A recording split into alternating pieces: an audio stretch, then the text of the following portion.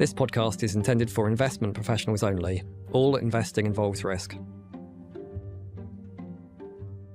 Hello and welcome to Market Talk. In a week of central bank announcements, today's episode will cover the outlook for the US, the UK and Japan, and what interest rate decisions could mean for markets, currencies and investors. My name's Harry Brooks. I'm a content manager in L&G's asset management business, and I'm joined today by Bennett, Head of Investment Strategy Asia, who joins us as normal from Hong Kong. Ben, how are things been? Pretty good, thanks, Harry. Actually, I was just got back from my first ever visit to Japan. I was in Tokyo this weekend just for a little holiday, so it was a lot of fun, but a lot of rules in Japan. I think that's my undying sort of memory from the trip. Excellent. I hope to go one day. I've not been yet, but one day I'll get there. So before we get into the latest from the central banks, I wanted to start by talking about what feels like a longer term disconnect perhaps in the market narrative. Equity markets, as I'm sure our listeners will know, are trading at all-time highs, and the US particularly performance over the last couple of years has been pretty amazing, really, with the S&P up virtually 50% in that time. But despite that incredible run, really, it just hasn't felt, to me at least, like a period of exuberance. Instead, it seems like markets are sort of defying the narrative rather than feeding it here. Is it fair to say that investors have been very worried about things that in many cases just haven't really materialised? Oh, we're starting off in a very philosophical way today, aren't we? But yeah, it's a good point. Yeah, it feels as though we talk about lots of concerns every time we chat, doesn't it? And yet, as you say, the markets go up. I mean, one phrase that people talk about is that, markets, investors are climbing the wall of worry, which is sort of, I guess, there's concerns, and if the concerns don't happen, then markets go up. I think it's more complicated than that. Of course it is. And there's the sort of the best way I guess to describe it is that since COVID, really, there's been two issues that we've worried about, but they've offset each other. One is potential downside risk to growth, the risk, I guess, of a recession. And the other one is the upside risk to inflation, the risk that, prices get out of control and the Federal Reserve has to hike interest rates. And that was the thing that was really taking over markets back just after COVID, 2021, 2022, when the Fed was hiking rates aggressively to try and get inflation under control. That was the last time we had a real serious correction in equity markets. And since then, those two concerns have sort of been in balance. Whenever we've been worried a bit about inflation, the inflation's cooled a little bit, and it's cooled enough to allow the central bank to cut interest rates. And then when we've sort of got concern about growth, again, the central bank has come out and said, and we'll talk about that, I guess, in a minute, that they've been able to come out and cut interest rates again to supporters. So it's this sort of middle ground with the central bank able to support markets or to support the economy compared to back, like I said, during COVID, when the central bank was almost fighting markets by hiking interest rates. That's probably the best way of thinking about it. But look, we have had issues in this time as well, and we've had a few wobbles. I mean, we've spoken about them in the past, and stagflation, where there's weakness and inflation creeping up. I don't think that has totally gone away. So let's not just sound that this is the all clear yet. We've still got a few things to worry about. Maybe that means that the market continues to go up as we get over it. That's a helpful way of framing it, thinking about those two opposing forces. Thinking about the question in a slightly different way, I suppose, what would you say has allowed equity markets to power ahead, despite all of this macroeconomic and geopolitical uncertainty that we've seen? But let's say equity markets are not necessarily 100% reflection of the economy that they are representing, I guess. Let's say the S&P 500 or the NASDAQ in the US. These are big companies which have a huge proportion of their earnings related to technology and also to the artificial intelligence, whereas the average smaller company in the US perhaps doesn't have quite the same artificial intelligence sensitivity. Maybe it's just corner shops or whatever it might be, right? So I think the S&P 500, the equity markets, have really benefited from these secular growth engines, and artificial intelligence being the main one. The spending associated with that, which is come back and supported companies like Nvidia, and then the hope that in the future that will lead to even more profitability. That's really supporting stuff. And earnings have been very strong across these equity markets in general. We just had an earnings season, didn't we, which is sort of 10% growth year on year in earnings in the US. And that's also the case in places like Europe. The companies in Europe that have benefited from AI, and companies in Europe that have benefited from other positive trends like defense have been doing very, very well as well. So I think those are the things that have been supporting markets. It's not always the case, though, that equity markets are outperforming the actual economy. Take China, for example, and famously for a few decades now, Chinese growth has been very strong. It's slowing now, but Chinese economic growth does really well. And that hasn't been reflected in the equity markets necessarily. Equity markets have lagged that economic growth. And there are lots of different reasons for that, of course, but one might be that the incentives for US company bosses, CEOs, we could think of a few very rich ones, can't we? But the incentives are aligned potentially to the shareholder returns, fully aligned to that. You will get more money if the share price goes up. So as an investor, that company is going to be aligned absolutely with you. Whereas other countries, perhaps again like China, the incentives are perhaps more broader, more social, more, employing more people, less about making money, less about necessarily the share price going up. So you do have to think about that when you invest in different jurisdictions. Interesting. Well, you touched there on the role of the Fed, the US central bank, of course, plays in supporting risk assets. Now, it brings us on to what's likely to be the biggest market event for this week, which is the US central bank's decision on whether to cut the interest rate. What are the key pieces of economic data that will inform that decision? And how many cuts are markets now expecting for the rest of the year? Yeah, let's rewind a few weeks, and it's back to what I mentioned right at the beginning, right? That the Fed has sort of supported markets in the last few weeks, and that's really because we got some job data. I think it was a couple of months now ago, job data that suggested that the strength in the US job market wasn't quite what it seemed. There was some big revisions down, weren't there? And that then set the expectation that the Federal Reserve would be able to cut interest rates, despite inflation remaining sticky. And we've had just recently some data, inflation data out of the US, which is still elevated. It hasn't got back down to the target for the Federal Reserve, but they can now see a path based on the weakening job data. They can see a path where that inflation starts to come down in the future, allowing them to, in advance of that, trim interest rates, to cut interest rates. And it's this perfect path that I've been talking about, sort of between growth downside risk and inflation getting out of control, being able to cut interest rates going forward, that has been really cheered by investors. So the Federal Reserve looks as though it's going to be able to cut interest rates by 25 basis points, which is tonight, in effect. So again, as often in these chats that we have, they are on the eve of some major decision where we could potentially look really stupid in 24 hours. Just keeps it interesting, doesn't it, Ben?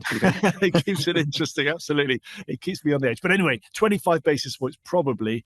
But what will be more important, and what our listeners will have heard by the time they listen to this, is what Jerome Powell, the chair, will say in the press conference following. What were the votes? We know there's been some changes in the Fed governors, which has been instigated by President Trump, maybe future changes coming up. There could be some people vying for the federal chair position next May who might want to vote for a big cut. There could be a 50 basis point vote from a couple of the governors. A couple of the governors might vote for no change. This is really unusual. Normally, everyone votes for the same thing in the Federal Reserve, but there could be lots of different votes. I do believe that the vote will come down to just a 25 basis point cut. And then we'll have to start thinking, what about the final two meetings of the year? Will there be two more cuts? That's what's priced into markets. That's why equity markets are doing really well, because there is this promise of a chain of cuts. And that's really positive, as long as there's no recession. And that's why equity markets are doing so well. Got it. So another path that's been interesting to watch this year has been that of the US dollar, mostly because it's gone in completely the opposite direction from what analysts, I think, were saying at the end of last year. The greenback fell pretty steeply in the first quarter of the year, but the descent has definitely eased off since then, suggesting maybe it's hit some sort of a floor. What do you think might be behind that? Yeah, no, you're. Yeah, I was talking to our macro strategist Chris Jeffrey earlier, a couple of weeks ago, actually talking about what people were expecting at the start of this year. And he was saying that when we had a look at all the different investment bank outlooks for 2025, which are all written, in November, December, the previous year, just about every single one was positive on the dollar. Look, President Trump had just been elected. He's going to do tariffs. The US exceptionalism is absolute and unwavering, and you want to be buying the dollar. It always goes up. That was basically everyone's view back then. And of course, since then, since the end of last year to talking today on the 17th of September, it's down 11% over that period, the DXY index. So it just shows you that people don't listen to strategists like me, basically. But it just shows you that sometimes when everyone is one way position, there's no one left to buy. I guess that's the lesson, isn't it? It's come down. And look, you did mention the S&P's been doing really well so far this year. The S&P 500 is up 12%. That doesn't include dividends, so it's up more on a total return basis. But just take the 12% index. Well, the problem is that the dollar, which is what it's valued in, is down 11%. The DXY down 11%. So it offsets pretty much 1 and 1. So if you've been a US investor, great, you've got that 12%. But if you've been a foreign investor buying those dollars to invest in the S&P, your S&P's gone up, but your dollar's gone down by almost the same amount. So you've come out flat. It's not actually been a great year for the dollar part of the S&P 500. So yeah, you've got to take that into account right now. And if you have a look at the dollar where it is today and you try and assess versus history, whether it's overvalued, undervalued, still looks on very long dated horizons that it's still a little bit overvalued. So there could be a little bit more falls to come, particularly if the Federal Reserve keeps cutting interest rates aggressively. People might be less inclined to invest in the US if there's less interest rate there to earn. Okay, so it's not only the Fed in the US that's announcing this week. We've also got big announcements due from the Bank of England and the Bank of Japan. Shall we start with the UK? Last time the bank cut rates, which was back in August, the governor of the UK Central Bank, Andrew Bailey, said that the decision to cut had been finely balanced and that any future cuts would be gradual and careful. Has anything changed since then? That was the big change, wasn't it? Where it was a cut, but it was a hawkish cut in effect, suggesting that there might not be any more cuts, or at least there would have to be some downside risk to growth to be cuts, and similar to what the European Central Bank said as well. And last week they decided not to cut interest rates this time around, having signalled that they pretty much had reached where they wanted to be. We just today, actually, just earlier, a couple of hours ago, got some UK inflation data. Core CPI, so core inflation in the UK, is running at 3.6%, headline 3.8% year on year. That's quite hot still, isn't it? So to be cutting interest rates, given that elevated inflation, you've got to have a view that growth is going to weaken, that inflation is going to come down, and again that you need to do some cuts in order to get ahead of that. That's what the Fed is doing, though. So it's not absolutely impossible that could be the case as well in the UK, but it feels as though the Bank of England is going to be taking it a little bit easier, just going to decide to wait, probably won't make any change tomorrow on Thursday when they meet, and just decide to have a look and see, hope that inflation continues to fall, maybe as the economy slows a little bit. So that's Thursday. Friday, I think, is Japan's turn to announce. And I think they're also expected to keep rates on hold this time round. What will Japan's central bankers be thinking and talking about ahead of Friday? There's a lot of central bankers chatting. I think there's three. We just talked about three. I think I read there's 16 this week across the globe. Wow. So there you go. So let's not go through them all. But the Japanese are going the other way in terms of their trend, aren't they? Everyone else is cutting. Japan, the Bank of Japan would like to hike interest rates. They've still got interest rates very low. They're wanting to normalize them in their definition. That means interest rates to go up, and they've been trying to stoke inflation for, well, basically for the last 30 years or so, trying to get it higher, and they're managing to do this quite successfully. But they're being quite tentative about hiking interest rates, so they don't snuff out the increase in inflation. They probably will again be tentative on Friday, and they probably won't hike interest rates. But that would be the next move. If and when they do move, they probably would hike. There's also politics going on. I mean, there's politics everywhere, isn't there? The US and in Europe. In Japan, the politics, the prime minister resigned, and there's going to have to be a new prime minister. So when you have that degree of uncertainty, that sometimes leads to slower growth because people invest a little bit less. So at the margin, that would argue against a rate hike. But on the other side, maybe a new government, a new prime minister could hand out more fiscal giveaways, couldn't they? If they did that, then they probably would lead to the Bank of Japan hiking interest rates in order to offset that fiscal easing. So yeah, I think for now they'll decide to not do anything, but the bias would be to hike interest rates, particularly if there's a bit of a fiscal giveaway coming up. Okay, well, let's leave the central banks alone for a bit. Like you say, you probably won't go through all 16 of the announcements. But interest rates gives me a segue into another theme that I wanted to ask you about this week, Ben. Last week I saw in the news that gold has passed another sort of milestone, this time $3,600 per troy ounce. And a lot of the commentary that I read around it seemed to focus on rising expectations of US interest rate cuts as an explanation. I think the idea here is that if the return from holding US dollars falls, then gold, which doesn't give you any yield at all, becomes relatively more attractive. Does that explain the rise in the price of gold, or is there something else going on? I think so far gold in the last 3 years or so has been going up. Whatever happens, it's just been a brilliant trade. I think what you've said is historically sensible. That gold as a zero yielding asset generally would be relatively valuable when all other yields are zero. You might as well hold gold then. So usually when interest rates are cut, when interest rates fall, gold goes up. But gold was going up even as interest rates were being hiked in the sort of COVID times.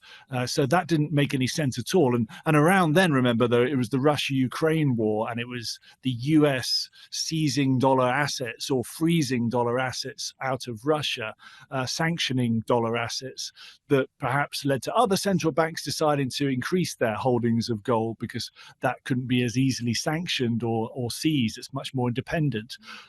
There's gold being a currency that is a unique one across other currencies, other fiat currencies, which could just be printed by central banks and can be weaponized in some instances. Gold cannot be printed, cannot be weaponized. You can just hoard it. So I think that's what's been driving partly the rise in gold prices. The other thing that's been helping gold, of course, is the weakness in the dollar.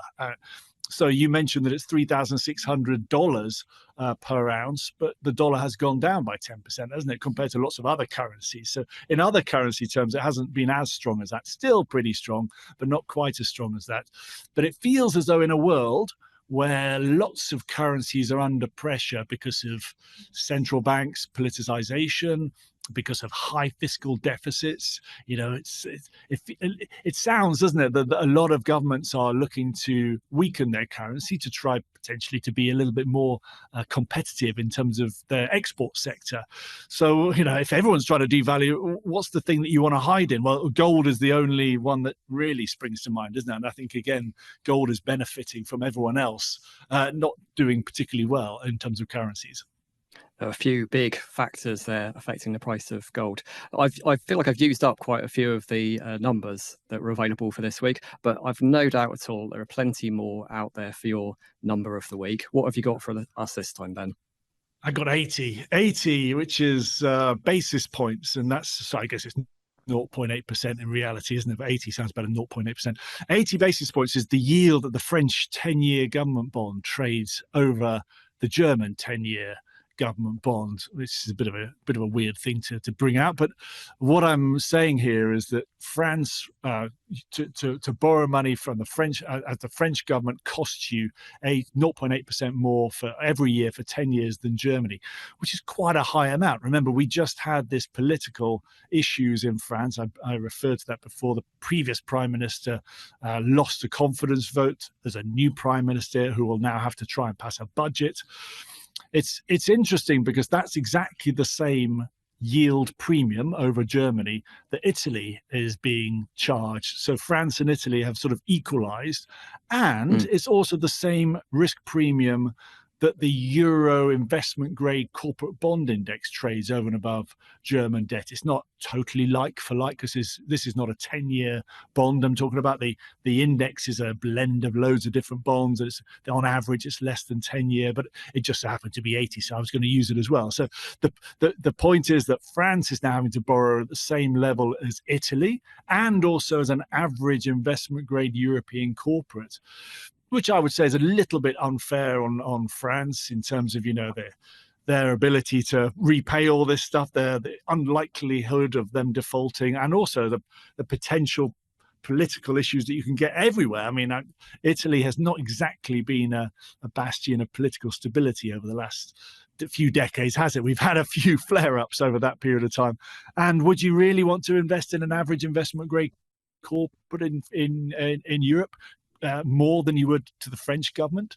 No, actually, that's probably not an obvious answer. So maybe answers on a postcard on that one. Well, thanks so much for your time today, Ben, and I look forward to catching up with you next month. As a reminder, this podcast is intended for investment professionals only and shouldn't be shared with a non-professional audience. The views expressed in this podcast are those of L&G's Asset Management Division, as at the date of publication. This podcast is for informational purposes only, and we're not soliciting any action based on it. The information discusses general market, economic, or political issues, or industry or sector trends. It does not constitute research or investment, legal, or tax advice. It is not a recommendation or advertisement to buy or sell securities or pursue a particular investment strategy. Assumptions, opinions, and estimates are provided for illustrative purposes only. There is no guarantee that any forecast made will come to pass. No party shall have any right of action against L&G in relation to the accuracy or completeness of the information contained in this podcast. Where this podcast contains third-party information, the accuracy or completeness of such information cannot be guaranteed, and we accept no responsibility or liability in respect of such information. Not for distribution to any person in any jurisdiction where such distribution would be contrary to local law or regulations. Copyright 2025. Legal and General Investment Management Limited is authorised and regulated by the Financial Conduct Authority. Unless otherwise stated, references herein to L&G, we and us are meant to capture the global conglomerate that includes, in the European Economic Area, LGIM Managers Europe Limited, authorised and regulated by the Central Bank of Ireland as a UCITS management company pursuant to European Communities Undertaking for Collective Investment in Transferable Securities Regulations 2011 as amended, and as an alternative investment fund manager pursuant to the European Union Alternative Investment Fund Managers Regulations 2013 as amended. In the USA, Legal and General Investment Management America, Inc., a US SEC regulated investment advisor. In Japan, Legal and General Investment Management Japan KK, a Japan FSA registered investment management company. In Hong Kong, issued by Legal and General Investment Management Asia Limited, which is licensed by the Securities and Futures Commission. And in Singapore, issued by LGIM Singapore Pte Limited, company registration number 2022318766W, which is regulated by the Monetary Authority of Singapore. For full terms and conditions, please visit our website. To find more content, you can check us out on LinkedIn or on our website.